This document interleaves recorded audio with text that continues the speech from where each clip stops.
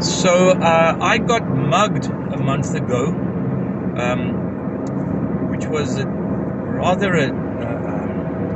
what is the word I'm looking for? A shameful experience for me. What made it shameful was the fact that I used to train people in situational awareness and self-defense stuff and all that, and I was sitting here in my car, totally distracted. I had to go and deliver some stuff to a community group in Philippi at Brown's Farm, and I wasn't familiar with the area.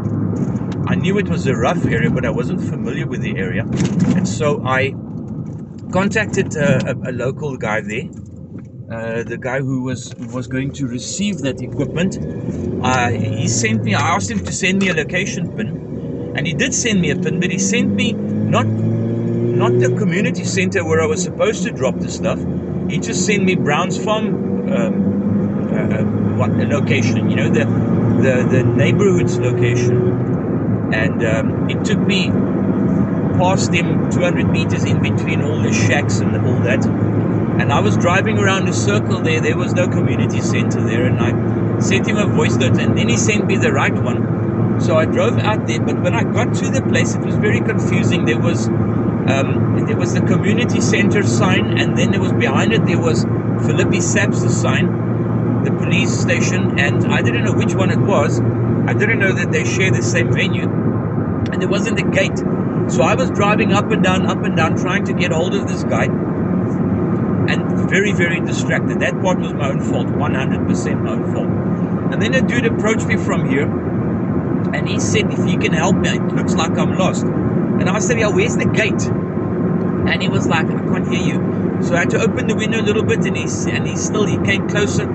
And I thought, no, this guy doesn't know what he's talking about. And I drove off, and I stopped just like, 50, 100 meters further on. I pulled off the road, and I phoned this person, the guy was going to receive the stuff. I phoned him, and while I was on the line with him, this dude came closer, and then he leaned here through my window, because my phone is now here in the middle of the dashboard, but it was on that side there. It was on that side here by the window, and he approached me, and I was talking to this dude, and he said, who are you talking to? And he put his hand through the window, and he touched the phone, and I slapped his hand away, and the next moment, him and another guy who had like magically appeared a second before, they both leapt for the phone.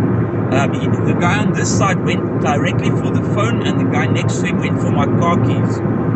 And I wasn't able to do anything because my steering wheel was in the way. It stopped me from utilizing my left hand. I was still strapped up here. I was still seated, in other words. And they were standing there, and I had to basically just have one arm to fight off four arms with. And I managed to punch the guy on the left-hand side, the furthest guy, because this one was too close to me. I didn't have an angle here to work with. But over there I could do something, and I punched this dude in the throat. And he just froze up, like, stood like this. He couldn't believe that I fought back. But that gave this one here, the one who was closest to me, gave him the opportunity to grab the phone. And he disappeared. Well, they both then ran off. When I on the Monday told my manager about this, he sent me for trauma counseling, and I spoke to the psychologist, and I was more angry. I was a little bit skittish about going into the townships again, but that's just a normal reaction. And she said, you actually did very well. You handled this brilliantly, and I was quite happy with that. Later on, in hindsight, I thought about how I should not have been distracted. That part was my own fault. I'm very happy that I at least belted that bugger. I'm a bit sorry that I couldn't hit the fucker harder.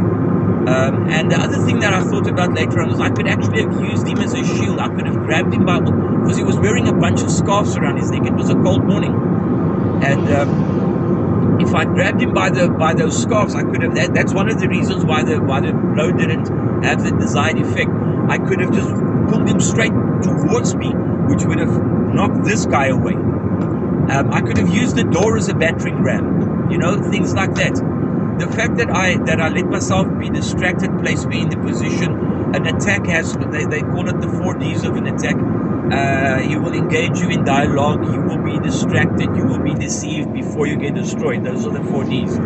And so the dialogue part was it was clear in hindsight. The lesson behind this thing is don't be distracted. Pay attention to your environment, and don't go if you're going into a dangerous area. Don't go by yourself. Don't be alone. I was alone. I didn't have any backup. Anyway, guys, I just wanted to tell you about my Friday exactly 1 month ago.